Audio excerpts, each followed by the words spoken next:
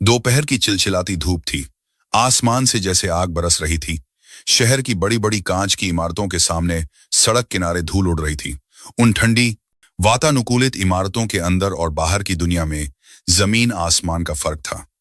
अंदर करोड़ों के सौदे हो रहे थे और बाहर चंद रुपयों के लिए जद्दोजहद चल रही थी। इसी भीड़ भाड़ और शोर के बीच एक पुराना सा पेड़ था, जिसके नीचे एक छोटी सी चाय की दुकान थी। लोहे की बेंच तप रही थी, कोयले की भट्टी सुलग रही थी और पतीले में चाय उबल रही थी। उस चाय की महक में इलायची की खुशबू कम और पसीने की मेहनत ज्यादा थी। वहां एक लड़का काम करता था। नाम था राजू। उम्र बमुश्किल 12 या 13 साल रही होगी। बदन पर एक मैली सी बनियान और घुटनों तक आती हुई पैंट।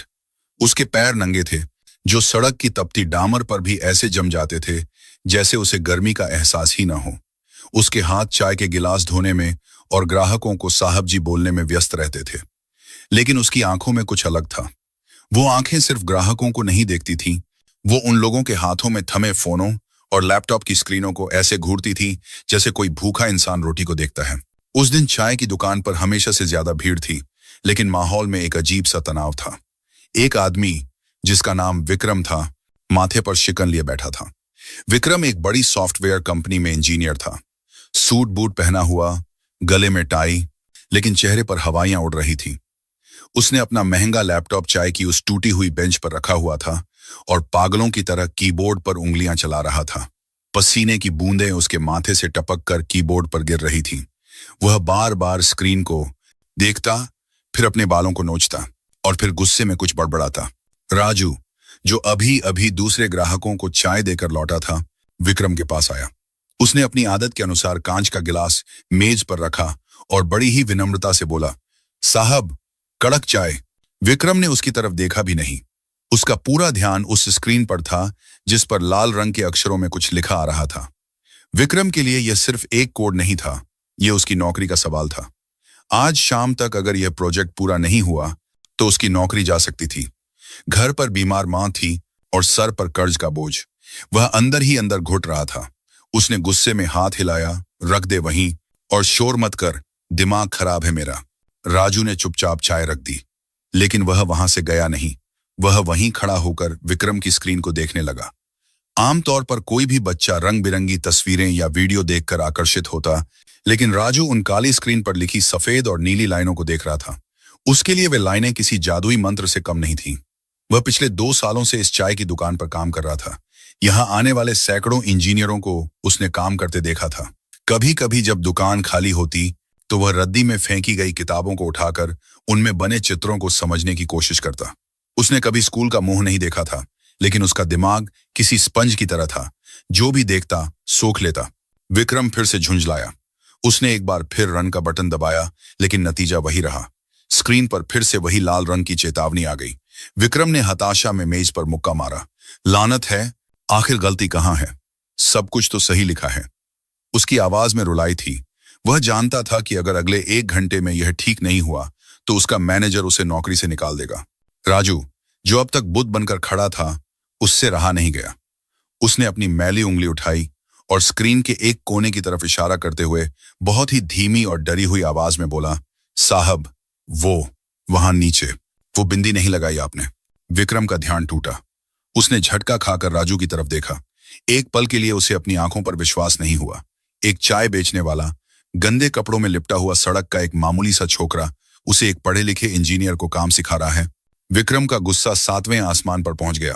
उसका तनाव, उसकी हताशा, सब उस बच्चे पर निकलने के लिए तैयार थी। तुझे क्या पता बे? विक्रम चिल्लाया, जिससे आसपास के 2-4 लोग भी मुड़कर देखने लगे।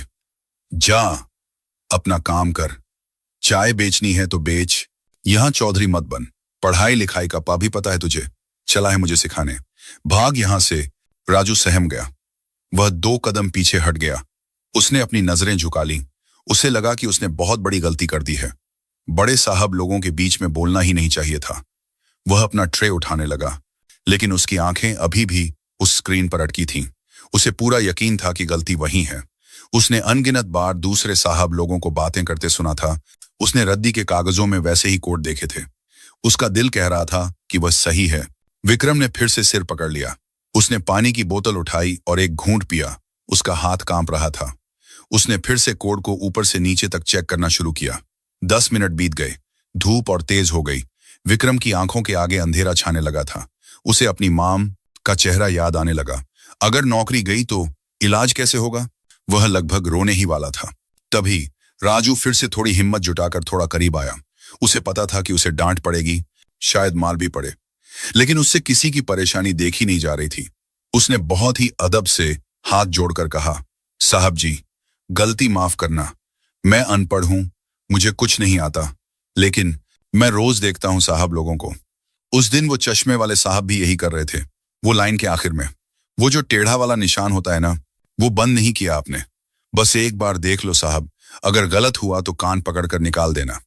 राजू की आवाज में एक ऐसी सच्चाई और मासूमियत थी कि विक्रम का हाथ रुक गया। उसने उस बच्चे के चेहरे को देखा। चेहरे पर धूल थी, लेकिन आंखों में एक अजीब सा आत्मविश्वास था। विक्रम ने सोचा, अब खोने को क्या बचा है, वैसे भी सब खत्म होने वाला है, देख ही लेता हूं। उसने राजू की उंगली की दिशा में देखा। Line number 402। वहां एक बहुत ही पेचीदा लॉजिक लिखा था। विक्रम ने आंखें गड़ा कर देखा। पहली नजर में सब ठीक लग रहा था, लेकिन जब उसने ध्यान से देखा तो उसका दिल धक से रह गया। वहां सच में एक छोटा सा ब्रैकेट बंद करना छूट गया था। यह इतनी छोटी गलती थी कि बड़े बड़े कंप्यूटर भी इसे पकड़ नहीं पा रहे थे, क्योंकि लॉजिक अधूरा नहीं था, बस गलत तरीके से बंद था। विक्रम के रोंगटे खड़े हो गए। उसने कांपते हाथों से कीबोर्ड दबाया और वो एक निशान, वो एक ब्रैकेट वहां लगा दिया। फिर उसने डरते डरते धड़कते दिल के साथ रन का बटन दबाया। स्क्रीन पर एक गोला घूमा। 1 सेकंड, 2 सेकंड, 3 सेकंड, और फिर वो लाल रंग गायब हो गया। उसकी जगह हरे रंग में लिखा आया, सक्सेसफुल, सफल। विक्रम सन्न रह गया। वह पत्थर की मूरत बनकर स्क्रीन को घूरता रहा। जो समस्या उसे पिछले 3 दिनों से सोने नहीं दे रही थी, जिसकी वजह से उसकी नौकरी जाने वाली थी, उसे सड़क पर चाय बेचने वाले एक बच्चे ने एक पल में सुलझा दिया था। यह कैसे संभव है? यह कोई चमत्कार था या कुछ और? उसने धीरे से अपना सिर उठाया और राजू की तरफ देखा। राजू अब भी डरा हुआ खड़ा था, अपनी मैली निकर को हाथों से मसल रहा था, इस इंतजार में कि साहब अब डांटेंगे। विक्रम ने अपनी कुर्सी पीछे खिसकाई। उसने राजू को ऊपर से नीचे तक देखा। वही फटे हुए कपड़े, वही नंगे पैर, लेकिन अब विक्रम को उसमें कोई भिखारी या चाय वाला नहीं दिख रहा था। उसे एक ऐसी प्रतिभा दिख रही थी जो धूल में लिपटे हुए हीरे की तरह थी। तुझे तुझे ये कैसे पता चला? विक्रम की आवाज कांप रही थी। तूने ये कहां सीखा? राजू ने धीरे से सिर उठाया। उसकी आंखों में हल्की सी चमक आ गई। साहब, मैं बस देखता हूं। जब आप लोग बातें करते हो तो मैं सुनता हूं। जब आप लोग चले जाते हो तो कभी कभी कोई अपनी पुरानी किताब या कागज छोड़ जाता है, मैं उसे उठा लेता हूं। मुझे मुझे ये सब बहुत अच्छा लगता है साहब। ये जो आप लिखते हो ना, ये मुझे किसी पहेली जैसा लगता है, और पहेली सुलझाना मुझे पसंद है। विक्रम के गले में एक भारीपन सा आ गया। वह खुद एक बड़े कॉलेज से पढ़ा था, लाखों रुपये फीस दी थी, और यहाँ यह बच्चा, जिसे शायद 2 वक्त की रोटी भी मुश्किल से मिलती होगी, जिसके पास स्कूल जाने के लिए जूते भी नहीं हैं, वह सिर्फ देखकर और सुनकर इतना कुछ सीख गया। इसे प्रतिभा नहीं कहेंगे तो और क्या कहेंगे? विक्रम ने इशारा करके राजू को अपने पास बुलाया। इधर आ, बैठ यहां। उसने अपने बगल वाली खाली जगह पर इशारा किया। राजू हिचकिचाया। नहीं साहब, मालिक देखेगा तो मारेगा। मैं गंदा हूं, आपके कपड़े खराब हो जाएंगे। मैं कह रहा हूं बैठ। विक्रम की आवाज में अब गुस्सा नहीं, बल्कि एक बड़ा भाई वाला अधिकार था। राजू डरते डरते बेंच के एक कोने पर टिक गया। विक्रम ने अपना लैपटॉप उसकी तरफ घुमाया। अच्छा, ये बता। विक्रम ने एक और मुश्किल हिस्सा खोला। अगर मुझे इसे यहां से वहां भेजना हो तो क्या करना पड़ेगा? विक्रम बस यह परखना चाहता था कि क्या वो तुक्का था या सच में इस बच्चे के दिमाग में कुछ और ही चल रहा है। राजू ने स्क्रीन को गौर से देखा। उसका डर धीरे धीरे गायब होने लगा। उसकी जगह एकाग्रता ने ले ली। उसने अपनी काली पतली उंगली स्क्रीन पर रखी। साहब, ये जो आपने लिखा है ना, ये तो ठीक है, लेकिन ये लंबा रास्ता है। अगर आप इसको, वो क्या बोलते हैं, लूप में डाल दो तो ये जल्दी हो जाएगा। विक्रम के पैरों तले जमीन खिसक गई। लूप? इस बच्चे को लूप का मतलब पता है। उसने तो बस एक सामान्य भाषा में समझाया था, लेकिन उसका लॉजिक बिल्कुल सटीक था। यह बच्चा सिर्फ कोडिंग नहीं जानता था, यह ऑप्टिमाइजेशन सुधार जानता था, जो बड़े बड़े इंजीनियर सालों के अनुभव के बाद सीखते हैं। राजू, विक्रम ने पूछा, तेरे पिताजी क्या करते हैं? राजू का चेहरा उतर गया। वह वापस उसी दुनिया में आ गया जहां गरीबी और लाचारी थी। पिताजी नहीं है साहब, जब मैं छोटा था तभी गुजर गए। माँ है, बीमार रहती है, घर में 2 छोटी बहनें हैं, इसलिए स्कूल नहीं जा पाया। दुकान पर काम करता हूं तो शाम को रोटी का जुगाड़ होता है। विक्रम का दिल बैठ गया। भारत की यही विडंबना थी। न जाने कितने न्यूटन, कितने आइंस्टीन, कितने रामानुजन ऐसे ही चाय की दुकानों पर, ईंट के भट्टों पर या खेतों में दम तोड़ देते हैं क्योंकि उनके पास अवसर नहीं है। उसे लगा कि सामने जो बच्चा बैठा है वह सिर्फ एक चाय वाला नहीं है, वह एक संभावना है जिसे कुचला जा रहा है। तभी दुकान का मालिक, एक मोटा और गुस्सैल आदमी, वहां आ धमका। उसने राजू को बैठा देखा तो आग बबूला हो गया। अरे ओ नवाबजादे, यहाँ मेहमान बनकर बैठा है, उधर ग्राहकों की भीड़ लगी है और तू यहाँ गप्पे लड़ा रहा है। तेरी आज की दिहाड़ी काट लूंगा, हरामखोर। चल उठ। उसने राजू की कॉलर पकड़कर खींचने के लिए हाथ बढ़ाया। राजू डर के मारे कांप उठा। वह उठने ही वाला था कि एक मजबूत हाथ ने मालिक की कलाई पकड़ ली। वह हाथ विक्रम का था। विक्रम की आंखों में अब वह डर नहीं था जो थोड़ी देर पहले अपनी नौकरी के लिए था। अब उसकी आंखों में एक दृढ़ निश्चय था। हाथ मत लगाना उसे, विक्रम ने शांत लेकिन सख्त आवाज में कहा। दुकानदार सकपका गया। साहब, ये मेरा नौकर है, कामचोर है। आज की पूरी दिहाड़ी कितनी है इसकी? विक्रम ने बटुआ निकाला। क्या? दुकानदार समझा नहीं। मैंने पूछा, पूरे दिन के कितने पैसे देता है तू इसे? वो, साहब, 50 रुपये और खाना। दुकानदार हकलाया। विक्रम ने 100 रुपये का नोट निकाला और मेज पर पटक दिया। ये ले 100 रुपये, आज के लिए राजू की छुट्टी, और खबरदार जो इसे आगे से कभी डांटा तो।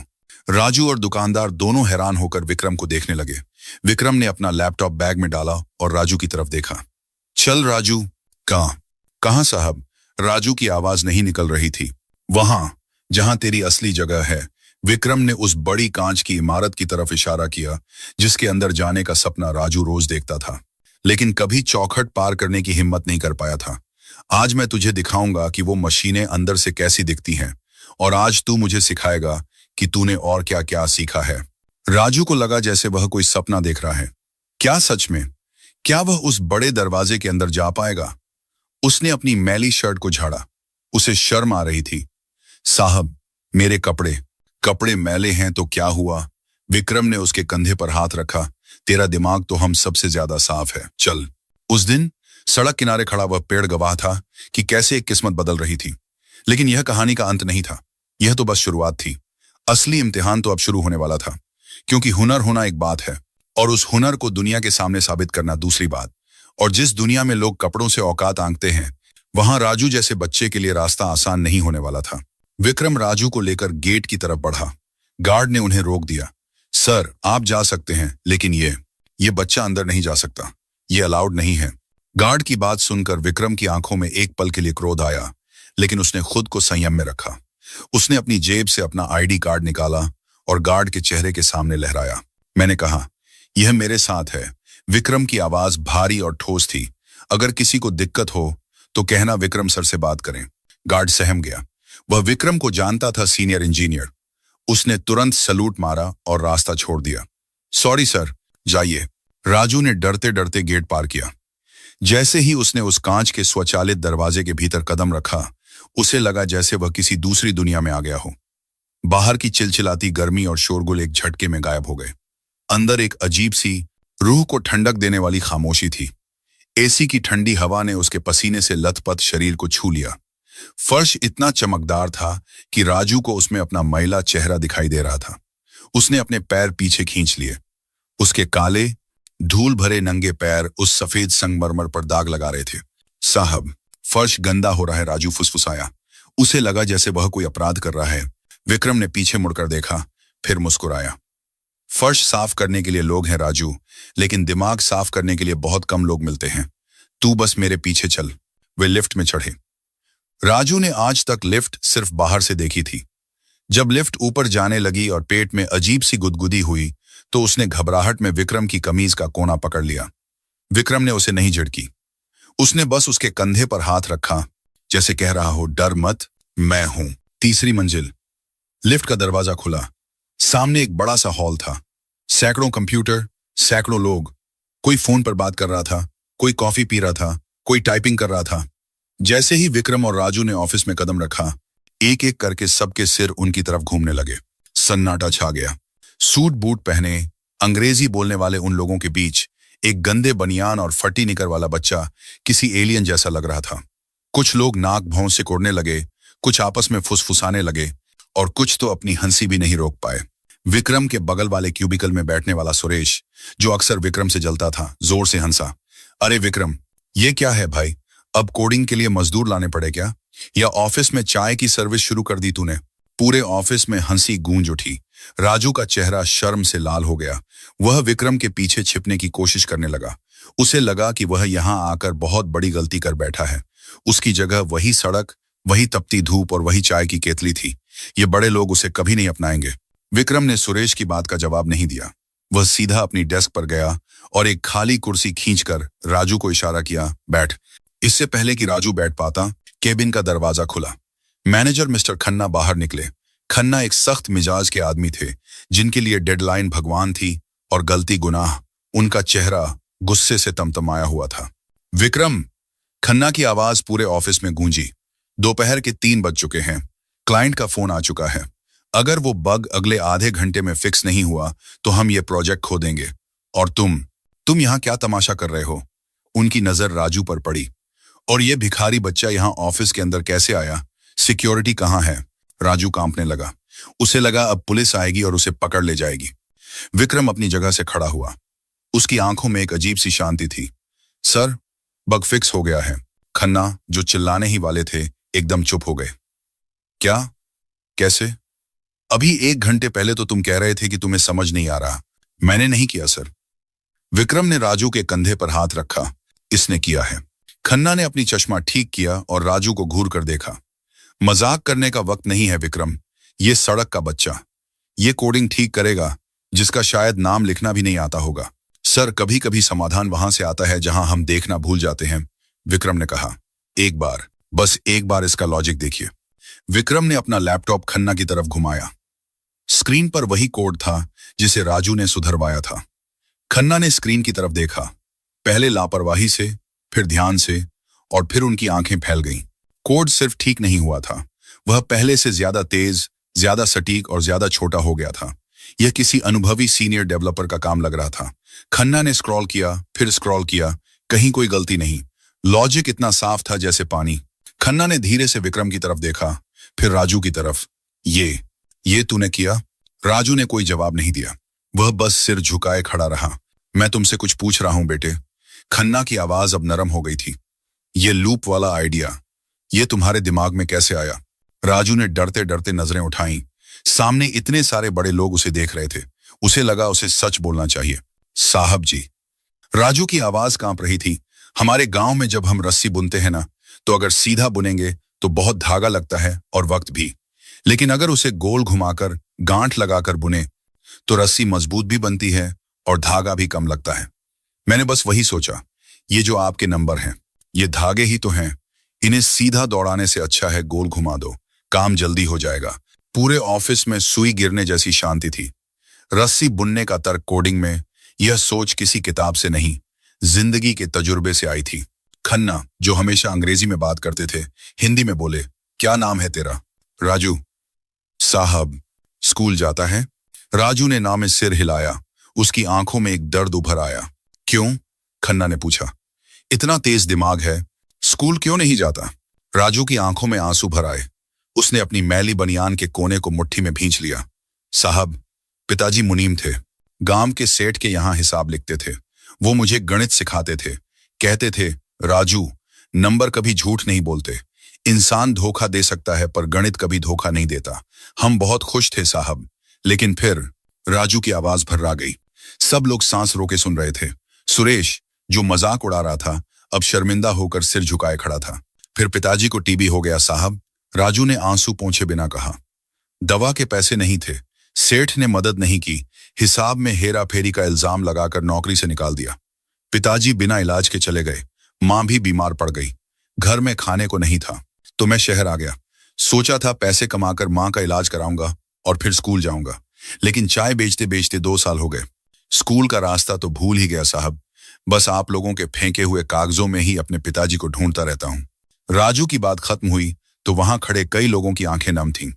विक्रम की आंखें भी भर आई थीं। यह बच्चा सिर्फ अपनी किस्मत से नहीं लड़ रहा था, यह एक पूरी व्यवस्था से लड़ रहा था जिसने उसे एक जीनियस से छाए वाला बना दिया था। खन्ना ने गहरी सांस ली। वह अपनी कुर्सी पर बैठ गए, मानो उनके पैरों से ताकत निकल गई हो। उन्होंने विक्रम की तरफ देखा। विक्रम, हम सालों से डिग्रियां देख रहे हैं, इंटरव्यू ले रहे हैं, लेकिन आज मुझे समझ आया कि हम क्या गलती कर रहे थे। हम कागज देख रहे थे, काबिलियत नहीं। खन्ना फिर से खड़े हुए और राजू के पास गए। इस बार उन्होंने एक मैनेजर की तरह नहीं, एक पिता की तरह राजू के सिर पर हाथ रखा। उनका हाथ राजू के धूल भरे उलझे हुए बालों पर था। राजू, खन्ना बोले, तेरी मांग का इलाज अब मेरी जिम्मेदारी है। राजू ने झटके से सिर उठाया। उसे विश्वास नहीं हुआ। और रही बात स्कूल की, खन्ना मुस्कुराए, तुझे स्कूल जाने की जरूरत नहीं है। राजू का चेहरा उतर गया। उसे लगा साहब भी वही कह रहे हैं कि वह स्कूल के लायक नहीं है। तुझे स्कूल जाने की जरूरत इसलिए नहीं है। खन्ना ने अपनी बात पूरी की, क्योंकि हम तुझे स्कूल नहीं भेजेंगे, हम तुझे सीधा ट्रेनिंग देंगे। तू आज से चाय नहीं बेचेगा, तू आज से इसी ऑफिस में बैठेगा विक्रम के साथ, और तू कंप्यूटर सीखेगा। और बदले में, खन्ना ने ऑफिस की तरफ इशारा किया, तू इन गधों को सिखाएगा कि रस्सी कैसे बुनते हैं। पूरे ऑफिस में तालियों की गड़गड़ाहट गूंज उठी। जो लोग अभी नाक भौं सिकोड़ रहे थे, वे अब तालियां बजा रहे थे। सुरेश सबसे पहले आगे आया और उसने राजू से हाथ मिलाया। लेकिन कहानी अभी खत्म नहीं हुई थी। राजू की आंखों में अभी भी एक सवाल था। उसने धीरे से कहा, लेकिन साहब, मुझे तो अंग्रेजी नहीं आती, ये मशीन तो अंग्रेजी में बात करती है। विक्रम हंस पड़ा। राजू, कोडिंग की भाषा अंग्रेजी नहीं है, कोडिंग की भाषा लॉजिक है, और वो तेरे पास हम सबसे ज्यादा है। भाषा हम तुझे सिखा देंगे। उसी वक्त खन्ना का फोन बजा। यह बड़ा साहब यानी कंपनी के मालिक का फोन था। खन्ना ने फोन उठाया। Hello sir. हाँ, प्रोजेक्ट सबमिट हो गया है। नहीं सर, किसी सीनियर ने नहीं किया। आज हमें एक हीरा मिला है सर, कोहिनूर। आप उसे देखेंगे तो हैरान रह जाएंगे। खन्ना ने फोन रखा और राजू से कहा, बड़ा साहब तुमसे मिलना चाहते हैं, वो अभी आ रहे हैं। राजू फिर से घबरा गया। बड़ा साहब मतलब इस पूरी इमारत का मालिक? तभी लिफ्ट का दरवाजा खुला। एक बुजुर्ग सफेद बालों वाले व्यक्ति, जिनके चेहरे पर गजब का तेज था, बाहर निकले। उनके साथ 4 बॉडीगार्ड थे। वे सीधे खन्ना की डेस्क की तरफ बढ़े। राजू ने उन्हें देखा और उसकी आंखें फटी की फटी रह गईं। उसने इस आदमी को पहले भी देखा था, टीवी पर नहीं, अखबार में नहीं, बल्कि अपनी पुरानी भूली बिसरी यादों में। बुजुर्ग आदमी पास आए और उन्होंने राजू को देखा। एक पल के लिए वह भी ठिठक गए। उनकी नजरें राजू के गले में लटके एक पुराने तांबे के ताबीज पर जम गई। यह ताबीज। बुजुर्ग आदमी की आवाज में कंपन था। यह तुम्हें कहां से मिला? राजू ने ताबीज को मुट्ठी में पकड़ लिया। ये मेरे पिताजी का है साहब। बुजुर्ग आदमी ने कांपते हाथों से अपनी जेब से एक पुरानी तस्वीर निकाली। उसमें 2 दोस्त खड़े थे। एक वह खुद थे और दूसरे राजू के पिता। राघव? बुजुर्ग आदमी फुसफुसाए। तुम राघव के बेटे हो। बुजुर्ग आदमी की आंखों में आंसू तैरने लगे। वह धीरे से घुटनों के बल बैठ गए ताकि उनका कद राजू के बराबर हो सके। उनके पीछे खड़े बॉडीगार्ड और सामने खड़े खन्ना और विक्रम हैरान थे। देश की सबसे बड़ी आईटी कंपनी के मालिक श्रीवर्धन एक छाए वाले के सामने घुटनों पर। साहब, आप मेरे पिताजी को जानते थे? राजू ने अपनी जेब से वह ताबीज निकालकर दिखाया। ताबीज के अंदर एक छोटी सी धुंधली तस्वीर थी। श्रीवर्धन ने उस तस्वीर को छू कर देखा। जानता था बेटा, इस पूरी कंपनी की नींव तुम्हारे पिता राघव के दिमाग पर ही टिकी है। पूरे ऑफिस में सन्नाटा ऐसा था कि दिल की धड़कनें भी सुनाई दे रही थीं। श्रीवर्धन खड़े हुए और वहां मौजूद सभी कर्मचारियों की तरफ देखा। सब लोग सुनो। उनकी आवाज में एक गूंज थी। तुम सब मुझे इस कंपनी का मालिक मानते हो, है ना? मुझे सॉफ्टवेयर किंग कहते हो, लेकिन सच तो यह है कि मैं सिर्फ चेहरा हूं। असली दिमाग राघव था। हम दोनों कॉलेज में साथ थे। मैं पढ़ाई में औसत था, लेकिन राघव साक्षात सरस्वती का वरदान था। यह जो एल्गोरिदम गणित का नियम जिस पर आज हमारी पूरी कंपनी चल रही है, यह मैंने नहीं, राघव ने हॉस्टल की छत पर बैठकर मोमबत्ती की रोशनी में लिखा था। राजू की आंखें फटी की फटी रह गईं। उसके पिताजी, वो पिताजी जो गांव में मुनीम का काम करते थे और गरीबी में मर गए। श्रीवर्धन की आवाज भारी हो गई। हम दोनों ने कंपनी शुरू करने का सपना देखा था, लेकिन फिर मेरे लालच ने मुझे अंधा कर दिया।